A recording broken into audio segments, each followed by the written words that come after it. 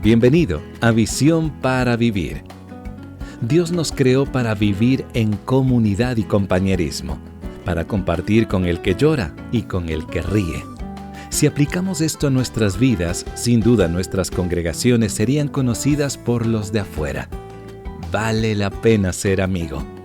Sobre esto nos hablará el pastor Carlos A. Zazueta con la continuación del mensaje de hoy, titulado 1 más 1 igual supervivencia.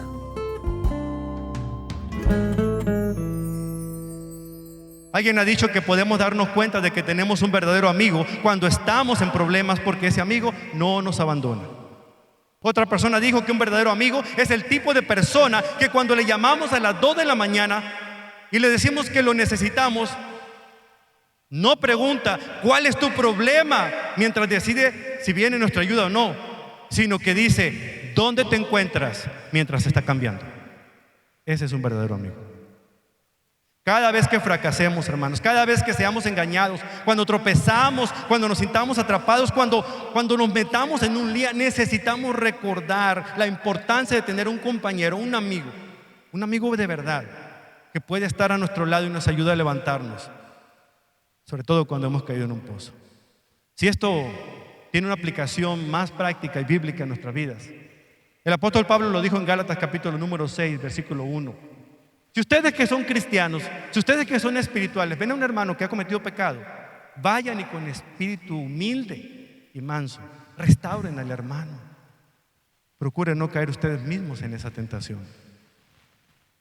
Cuán agradecidos estamos de nuestros amigos cristianos que son capaces de decirnos no las cosas que queremos oír, sino las cosas que necesitamos escuchar, porque lo hacen con la mejor intención de ayudarnos, aunque muchas veces nos hieran con sus palabras. Número 3, 2 son mejor que 1 cuando somos vulnerables. Versículo 11. Del mismo modo, si 2 personas se recuestan juntas, pueden brindarse calor mutuamente, pero ¿cómo hace uno solo para entrar en calor? 2 son mejor que 1 en lo que tiene que ver con calentarse, con aspectos de la vida. En ese camino a Palestina, por ejemplo, imagínense a 2 viajeros que tenían que pasar y sufriendo las inclemencias del clima, pasar por esa noche con ese frío. Obviamente tenían que acampar juntos, de alguna otra manera procurar estar juntos para que el propio calor corporal pudiera ayudarles a mantenerse calientitos y no morir de frío en ese lugar. Pero una persona que va sola, la única manera en que esa persona puede de alguna otra manera conservar el calor es si viajara con un bulto de cobijas, ¿verdad?, para taparse en esa noche. Entonces la carga sería muy pesada. Los hombres casados sabemos muy bien esto de lo frío y lo caliente cuando estamos en cama a punto de dormir. No sé qué pasa, pero la mayoría, no todas, de las esposas son muy friolentas. Ellas quisieran que estuviera calientito todo el tiempo en el tiempo de frío y helado en el tiempo de calor. Yo le doy gracias a Dios por el cobertor eléctrico. No saben de cuánto me ha salvado eso. Se la recomiendo muchísimo. Pero debemos aplicar también esto no solamente a la vida física, sino también a la vida espiritual. ¿Cuántos de nuestros hermanos, cuántos de nosotros de alguna otra manera no hemos pasado situaciones en la vida donde nos sentimos fríos espiritualmente? Hemos estado ahí. Nos preguntamos a veces, nos asaltan las dudas y decimos, ¿por qué esto me tiene que pasar a mí? Creemos que la vida es injusta, que Dios es injusto. Las promesas de la Biblia nos parecen huecas, no tienen sentido cuando estamos pasando por momentos bien difíciles. El fuego apasionado que sentimos la primera vez que venimos a Cristo se ha extinguido. Se acabó la emoción de ir a la iglesia. Ahora cuando llega el domingo de la mañana, otra vez la iglesia. Ya nomás porque espero que de alguna otra manera haga un buen negocio allá para mi negocio, entonces voy a ir. Si no, no voy. Cuando ese brillo de nuestros ojos, emocionados por venir a adorar el nombre del Señor, se apaga, es cuando más necesitamos nosotros a alguien que nos ayude cuando somos tan vulnerables, a alguien que nos anime, a alguien que nos pueda compartir el calor Y eso se consigue en la comunidad cristiana. Tenemos que ser llenos de esa fuerza, de esa fe renovada, de esa nueva esperanza que otros creyentes tienen para no enfriarnos. Un día un pastor fue a visitar a un miembro de su congregación que hacía meses que no iba a la iglesia. Cuando llegó y lo saludó, pasaron a sentarse frente a la chimenea y estaban platicando de muchas cosas. De repente hizo algo interesante el pastor, tomó unas tenazas que había a un lado de la chimenea y agarró con ellas una brasa, un carbón encendido. Estaba rojo vivo encendido y lo pone en el ladrillo justo enfrente de la chimenea y se le queda viendo. También lo hizo el hombre que estaba mirando el carbón. Y de repente, cuando se fue enfriando, empezó a cambiar de color. De rojo intenso se puso negro cenizo. Luego, antes de que fuera demasiado tarde, agarra nuevamente la brasa y la coloca adentro y en el fuego y vuelve a recobrar su color original, ese rojo intenso. Con una voz reflexiva, el hombre le dice al pastor: el próximo domingo estaré ahí en la iglesia. ¿Sí? Si nosotros nos aislamos de donde el Señor ha colocado el calor de su Espíritu Santo, obviamente nos vamos a enfriar, porque nadie es una isla. No menospreciemos a la esposa de Cristo, que es la iglesia. La iglesia no será perfecta, pero Cristo la ve perfecta. No podemos nosotros dar nuestras opiniones acerca de esta congregación sin antes conocer qué es lo que opina nuestro Dios acerca de esta, su esposa. Entendamos que si este es el caso, debo analizar en mi corazón quién está mal, la iglesia o quizás sea yo. Pero no podemos nosotros permanecer en la iglesia del sofá frente al televisor viendo a los televangelistas charlatanes, creyendo que con eso vamos a ganar más conocimiento bíblico. Conocimiento sin práctica, simple y sencillamente, es inflar el ego. Cuando usted aprende de la Biblia y la pone en práctica, y qué mejor que ponerla en práctica con sus hermanos, entonces usted sabe lo que significa pertenecer a un cuerpo vibrante como es la iglesia. Número 4, 2 son mejores que 1 cuando nuestros problemas son abrumadores. Ve el versículo 11. Alguien que está solo puede ser atacado y vencido, pero si son 2, se ponen de espalda con espalda y vencen. Mejor todavía si son 3, porque una cuerda triple no se corta fácilmente. Dice, 2 son mejores que 1 en lo que tiene que ver con el peligro. Era peligroso caminar por aquellos caminos. ¿Usted se acuerda de la historia del buen samaritano? Que tuvo que ayudar a una persona que estaba semi-muerta o casi muerta, pero no sabía quién era. A lo mejor esa persona iba sola y los ladrones lo asaltaron. Esos caminos eran peligrosos. La gente, los peregrinos que iban a Jerusalén, los comerciantes que se dirigían a la ciudad de Jerusalén, iban en grupo y por eso se llama peregrinaje. No se atrevían a estar solos. Hay algo maravilloso, están juntos, en armonía. Hay algo maravilloso el poder disfrutar de la compañía de otro creyente y también de la seguridad que nos da el saber que una persona desea lo mejor para nosotros. Hermanos, la estrategia militar antigua indicaba que los soldados fueran a la guerra, pero no fueran solos, sino acompañados. Es más, cuando tenían que atrincherarse enfrente del ejército enemigo, cavaban una zanja lo suficientemente grande para que 2 cupieran y se ponían espalda con espalda para estar disparando en flancos diferentes. Yo creo que de ahí viene la frase de cuidarnos las espaldas los unos a los otros, ¿verdad? De alguna manera, eso nos ayuda a entender lo importante que es aplicar esta fórmula de 1 más 1 es igual a supervivencia. Todos necesitamos ayuda. Todos necesitamos ayuda cuando sentimos que los problemas nos agobian, cuando no vemos solución a estas circunstancias. Todos necesitamos ayuda. ¿Jesús ha prometido quitar esas cargas? No, sino sobrellevar las cargas. Él ha prometido venir y animarnos diciendo que su carga es ligera. De hecho, cuando no se puede dar un paso más, una de las cosas que experimentamos con Jesús, no solamente nos ayuda con la carga, en ocasiones hasta nos carga en sus brazos y nos ayuda a pasar por medio de esas pruebas. Además, Él promete protegernos de nuestro enemigo, el diablo, el adversario. En primera de Juan capítulo 5, versículo 18 dice: sabemos que Él que ha nacido de Dios, o sea Jesús, no Jesús sino nosotros, el que ha nacido de Dios no está en pecado. Y dice, Jesucristo que nació de Dios lo protege y el maligno no llega a tocarlo. Ese es nuestro Jesús. Ese es nuestro Salvador. Nos protege aún de los ataques del enemigo. Y si permite alguno de ellos, es porque sabe que es bueno para nosotros. Hay la historia de un niño que estaba asustado porque había una fuerte tormenta y le dio miedo a los truenos y los relámpagos. Y le grita a su papá y le dice: papi, tengo miedo.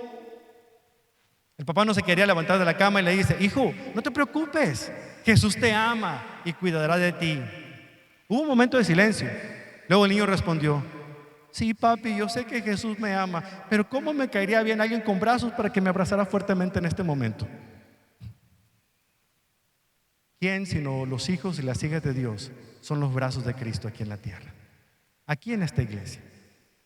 El hermano o la hermana que está en el hospital, el hermano o la hermana que está pasando una enfermedad grave, el hermano o la hermana que está enfrentando un divorcio, el hermano o la hermana que de alguna u otra manera está pasando por un momento difícil con sus padres o con sus hijos, necesitan saber que hay brazos de Cristo aquí, cerca, para abrazar. Habiendo considerado la importancia de la amistad y el valor que tiene que las personas hagan cosas juntas, Salomón llega al clímax de esta observación y dijo: dos son mejores que uno. Pero vea lo que puso en el versículo 12, al final: mejor todavía si son tres, porque una cuerda triple no se corta fácilmente. Bien dicen que un cordón no se puede cortar fácilmente si está bien trenzado en tres partes. Una cuerda es débil. Dos cuerdas a lo mejor son un poquito más fuertes. Pero de alguna otra manera, cuando son tres las cuerdas, cuando de alguna otra manera podemos nosotros entrelazar estas cuerdas y darnos el tiempo, la oportunidad de estar unidos, nos damos cuenta lo que está diciendo aquí Salomón. Porque un cordón de tres dobleces no se corta fácilmente. Noten que Salomón al principio hablaba de un solo hombre, después hablaba de dos hombres, finalmente hablaba de tres hombres. Ese para mí es la definición de lo que es la verdadera amistad. Una amistad no se puede decir que se tiene cuando no hay otra persona con quien compartirla. Salomón lo estaba reconociendo y nos da esos consejos. Finalmente nos deja unos consejos prácticos por si acaso no entendimos lo que él quiso decir. La Biblia nos enseña a nosotros con ejemplos de personajes bíblicos de qué manera esto se da. Al menos tres dejo para ustedes a manera de conclusión. ¿Quién nos recuerda la amistad de Elías y Eliseo? El principio de la amistad de Elías y Eliseo es la siguiente: los amigos calman las agitadas aguas de nuestra alma cuando sentimos que no podemos seguir adelante. Los amigos calman esas agitadas aguas de nuestra alma cuando sentimos que no podemos seguir adelante. Después del reinado de Salomón, se levantó un profeta llamado Elías para llamar a Israel a que se arrepintiera de su idolatría y que volviera a Dios. Se presentó delante de los monarcas de Israel, del rey Ahab y de su esposa, la malvada Jezabel, y les dijo las palabras que Dios le había mandado. Lo único que consiguió es que la malvada Jezabel lo amenazara de muerte. Y él corrió para esconderse. Totalmente derrotado, huyó al desierto. Finalmente encontró un árbol con poca sombra, se pone abajo y se pone a lamentar diciéndole al Señor: ay Señor, mejor quítame la vida. Estaba deprimido el pobre. Luego vemos que Dios entra en escena y no le dice: qué vergüenza, Elías, tú eres uno de mis profetas. ¿Cómo te pones tú a sentirte temeroso de una fulana como esa? ¿Qué acaso no soy yo el Dios poderoso? Pues no le dijo esas cosas. ¿Sabe? Lo primero que hizo fue darle de comer y ponerlo a descansar. Lo primero que hizo.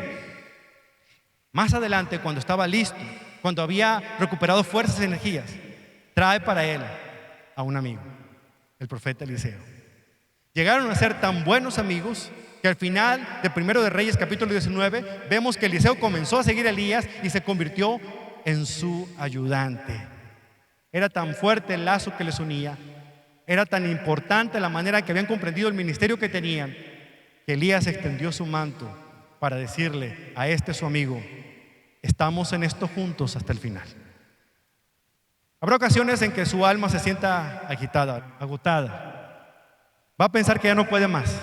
Va a pensar que cualquier otra cosa que le ocurra es lo último que le puede pasar. Pero tiene que abrir sus ojos espirituales, porque el Señor está proveyendo ayuda donde menos usted lo piensa. Habrá momentos en los cuales tendrá que enfrentarse a las consecuencias de sus propias malas decisiones y va a tener vergüenza siquiera de contarle a los demás, porque sabe que era responsabilidad suya, pero de todas maneras hizo lo que sabía que no le agradaba a Dios y tiene vergüenza. Pero con todo eso, el Señor espera que usted le busque. El Señor tiene una solución para usted. Su agitada alma no querrá calmarse, va a necesitar ayuda. ¿Y sabe qué ayuda le va a dar Dios? La ayuda más segura que Dios le dará es que le traerá una persona, un verdadero amigo a su vida, que le ayude a sobrellevar la carga, que le ayude a poder decir las cosas que no quiere oír, pero que tanto necesita escuchar, y que de alguna otra manera Dios lo utilizará para que su situación pueda ser muy distinta a la que ahora vive. Los amigos calman las agitadas aguas de nuestra alma, como lo hizo Eliseo con Elías. Luego tenemos el caso de dos hermosas mujeres, Noemí y Ruth. Usted se acuerda de su ejemplo. Esta conmovedora historia de Noemí y Ruth nos enseña otro principio acerca de la amistad. Los amigos construyen un puente de esperanza y seguridad cuando nos sentimos vulnerables, expuestos y conscientes de nuestros propios fracasos. Los amigos construyen un puente de esperanza y seguridad cuando nosotros nos sentimos vulnerables, expuestos y conscientes de nuestros fracasos. Después que el marido y los hijos de Noemí murieron en un país extranjero, Noemí decidió regresar a su natal Canaán. Le dijo a sus dos nueras que también habían quedado viudas: hijas, váyanse con su familia, encuentren marido, vivan el resto de sus vidas, ya no tengo yo nada que ofrecerles. Pero Ruth no estaba dispuesta a hacer eso. Con esas palabras maravillosas en Ruth capítulo 1 versículo 16 le dice a su suegra: no me pidas que te deje y que regrese a mi pueblo. A donde tú vayas, yo iré. Donde quiera que tú vivas, yo viviré. Tu pueblo será mi pueblo y tu Dios será mi Dios. Donde tú mueras, allí moriré y allí me enterrarán. Que el Señor me castigue severamente si permito que algo nos separe o nos aparte de la muerte. Yo no sé si esto le pasa a usted con su suegra o si esto le diría a usted a su nuera. Lo único que le digo es que la historia de Noemí y Ruth representan una historia de compromiso leal hasta el final. Un tipo de compromiso que Dios ha prometido tener con ustedes y con nosotros como sus hijos. Este compromiso inquebrantable de Ruth hacia su suegra se presenta como ese ejemplo eterno de un amor leal, de una amistad incondicional en medio de la pérdida, la vulnerabilidad y la confusión. Ruth fue para Noemí precisamente eso, un puente sólido sobre aguas turbulentas. Quizá usted sea Ruth o quizá usted sea Noemí. ¿Sabe qué? Dios le tiene a esa persona que tanto le hace falta. Solamente espere en él. Tercer lugar y último, David y Jonatán. La amistad de David y Jonatán ilustra el tercer principio. Los amigos se ponen de nuestro lado cuando otros se proponen destruirnos. Los amigos se ponen de nuestro lado cuando otros se proponen destruirnos, burlarse, mofarse de nosotros. Después de que el joven David tuviera éxito matando a aquel gigante Goliat, su popularidad creció, mientras que la popularidad del rey Saúl se desvanecía. Esto provocó odio del rey Saúl hacia este joven pastorcito llamado David. Ahí en el primer libro de Samuel 17 encuentra su historia. Como consecuencia de aquel acto heroico, cuando regresó de esa batalla y entró a la ciudad, las mujeres salían danzando y cantando a toda voz diciendo: Saúl mató a sus miles y David a sus 10,000. El rey Saúl, con toda su inseguridad, calculó la diferencia y esta era 9,000 a favor de David y 1,000 en contra de David a favor suyos. No le salieron las cuentas. El rey, con toda su inseguridad, se molestó, se sintió amenazado por este joven David y se permitió ser víctima de las circunstancias y de toda clase de inseguridades. Es terrible cuando nuestras inseguridades nos juegan una mala pasada, cuando pensamos que toda la gente está en contra de nosotros. Y es muy fácil, si usted está en una posición de liderazgo, sentirse así. Es muy fácil, ¿por qué? Porque el cansancio, porque la falta de sueño, porque de alguna otra manera el comer bien no le permiten pensar cordialmente, y se los digo por experiencia. Y a veces llegamos a pensar que todo mundo está en contra de nosotros y fragamos cosas y situaciones en las cuales nos sentimos amenazados, pero es nuestra inseguridad. En lugar de que el rey Saúl de alguna otra manera hablara con David, óyeme, era uno de los mejores guerreros que tenía, instrúyelo, guíalo, sé su mentor. Pero no, lo que quiso fue matarlo. Nada más lo veía, le hervía la sangre por dentro y le lanzaba lo que tuviera a la mano, una lanza, un teléfono, una gallina, lo que tuviera en la mano. De alguna otra manera algo quería hacerle, dañarlo. Pero aunque de alguna otra manera esto hacía, Dios proveyó algo para David. Dios había ungido a David como el próximo rey de Israel y tuvo que huir de la ira de Saúl por varios años hasta que murió este rey. Durante este periodo terrible de su vida, David encontró un buen amigo en el lugar menos esperado, el propio hijo del rey Saúl, llamado Jonatán. Dice la Biblia en 1 Samuel capítulo 18, versículo 1, que de inmediato se creó un vínculo entre ellos dos, pues Jonatán amó a David como a sí mismo. Otra versión de la Biblia dice que infundió dignidad y seguridad hacia David, a pesar de que su propio padre trató de destruirlo. David y Jonatán, este hombre, Jonatán, fue amigo fiel y estuvo al lado de su mejor amigo David, aún en contra de su propio padre. Los amigos se ponen a nuestro lado, aun cuando otros se proponen destruirnos. Cuando no tenemos a dónde volvernos, cuando no tenemos a nadie, cuando de alguna otra manera el adversario está encima de nosotros, y el adversario para nosotros es el diablo, aunque muchas veces tome forma humana, porque influencia a otros creyentes también. No entra dentro de los creyentes, pero hay creyentes que se dejan usar por el diablo, y yo conozco varios. De alguna otra manera vemos que en todo eso un verdadero amigo estará ahí de nuestro lado, y mejor amigo no hay que Cristo. Cristo es nuestro amigo fiel.